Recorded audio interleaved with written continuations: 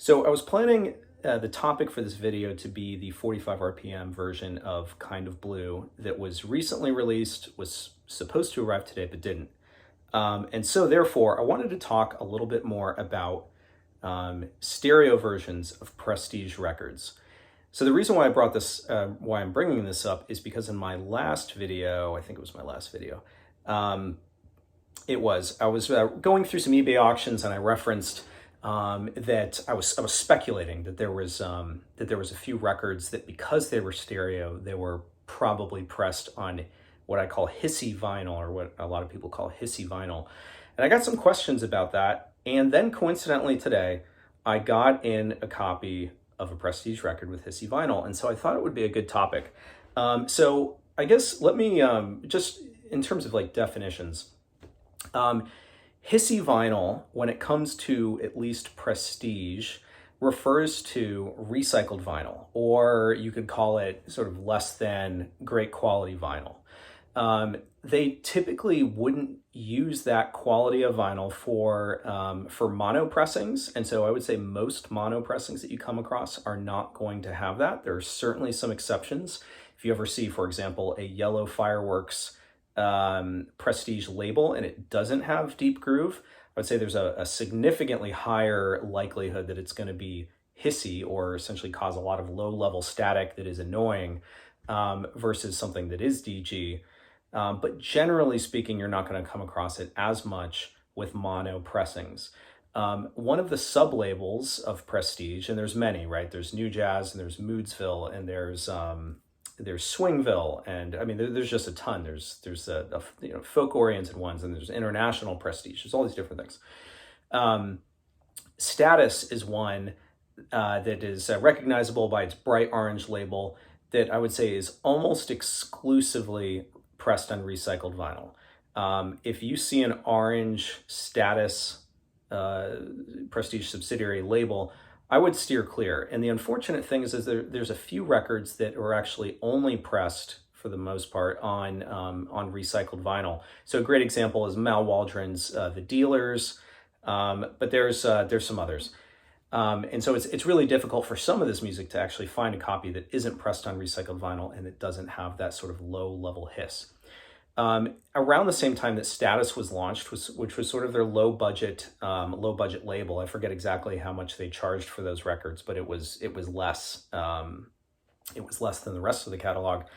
Around the same time, they also were reissuing previously released records that originally were released not on recycled vinyl, but then became released on recycled vinyl. And a good part of that catalog was actually stereo.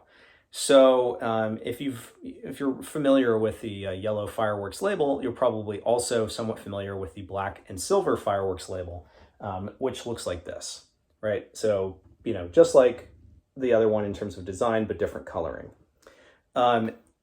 Similar to Status, this label is, I will say, almost exclusively pressed on hissy recycled vinyl.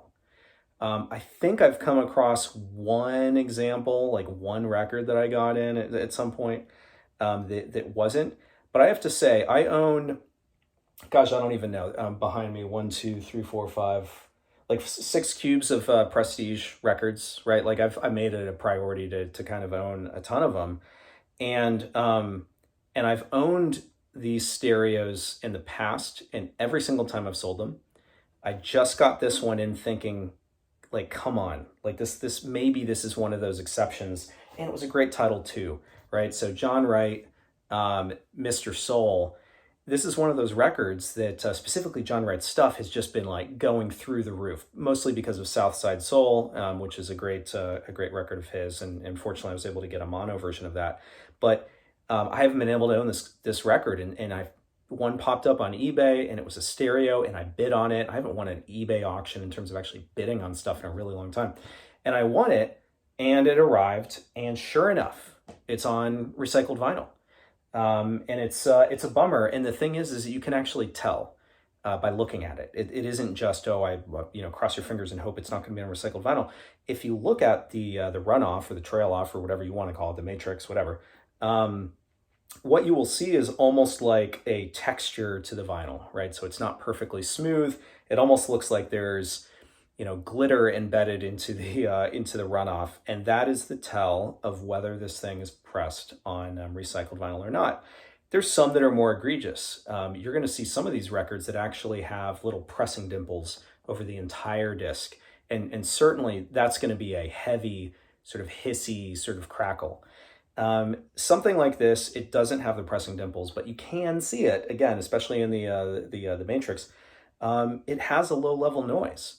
And so I actually did a short audio recording of that, and so you can have a listen. And I guess the thing to pay attention to is maybe not necessarily the music, or even pops, because I think there's one or two pops in this clip. But what happens in between the notes, right? This kind of like low level noise. So have a quick listen.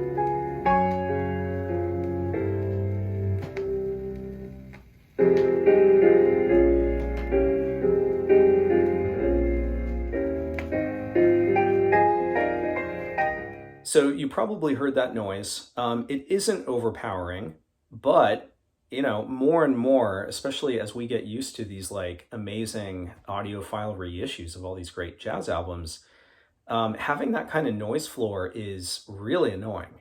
And I'm not one of these like detailed listeners that like gets really annoyed at sort of crackle or ticks here and there. I mean, if it's repetitive, or certainly if it's a skip, I mean, obviously I don't like that, but generally speaking, there's a lot of records that I kind of give a pass to simply because they're old and because I can't afford, VG++ or whatever copies. And yet at the same time, I know as a seller, if I don't disclose these little details, I'm going to get returns. I mean, if I sell a VG++ copy of a record and there is even a little bit of like audible noise, I get complaints, right? And so I try to adjust my grading not according to what I think a record should be, but almost more like what I expect a particularly picky collector to pick out, and that seemed to work out.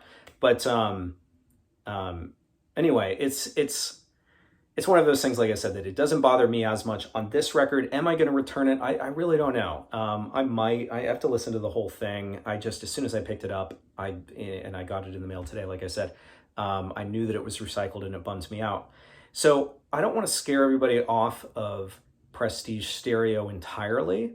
I just think you have to avoid orange label status records.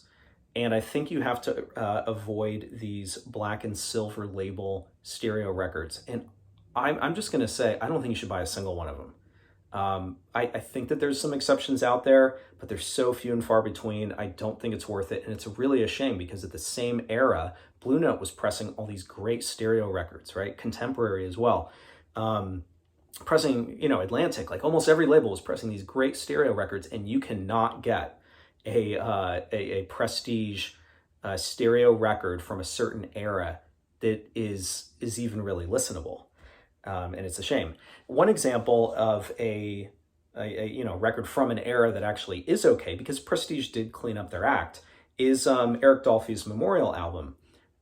So I think I mentioned that I haven't been buying Prestige stereo records almost exclusively, but there is a certain era, and that is the Blue Trident label era, but again, not exclusively. You're gonna find Blue Trident era label stereo records that are pressed on recycled vinyl, and it annoys the hell out of me. But anyway, this particular copy, you can see what I'm talking about when I say the Blue Trident label, right? So this particular record is not recycled vinyl.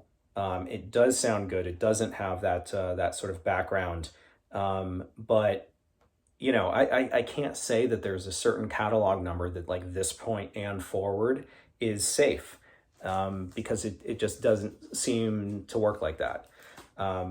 Generally speaking, and to add on to what I've said otherwise, if you're going to find a first press stereo record that has the Blue Trident label, you're probably okay. If it's a reissue of a Fireworks label that happens to be on Blue Trident, I would be careful. And then certainly, if it's any variation of this label, right? So there's like a gold prestige label, there's a black one, there's kind of these like weird sort of variations of the labels. I'd be careful with those as well. So just a general PSA that with prestige and stereo, it's such a shame, but it also actually makes you kind of look forward to the potential that reissue labels like, I guess in this case, Kraft, because I think they have the rights to most of the prestige catalog, that they'll be able to sort of dust off some of these stereo recordings and potentially reissue them, not on recycled vinyl, right? Because it isn't a problem with the recording, it's a problem with the medium that they used. So we can cross our fingers for that, but in the meantime, you know, like I said, I'm excited to get this this John Wright Mr. Soul in, but it's on recycled vinyl and I don't know what to do about it. So I don't know.